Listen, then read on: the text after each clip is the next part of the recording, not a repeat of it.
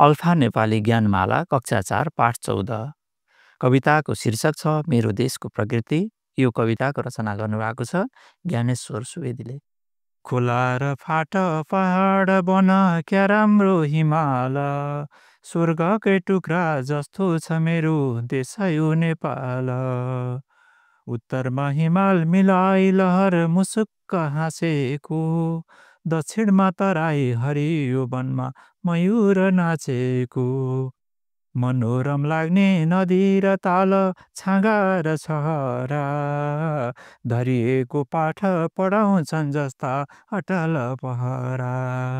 अनेक थरी जन्तु र चरा रमाउने गर्दछन्, कस्तुरी मृग घुमेर वनमा सुबास छर्दछन्।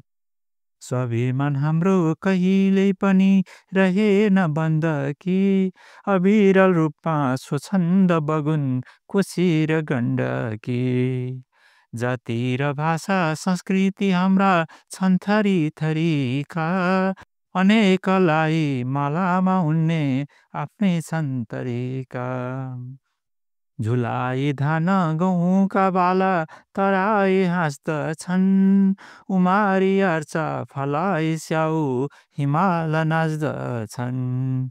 लिएर पानी काखमा पहाड जवानी छर्किन्छ, यात्रीको तिर्खा मेटिन्न कहिल्यै उ फेरि फर्किन्छ।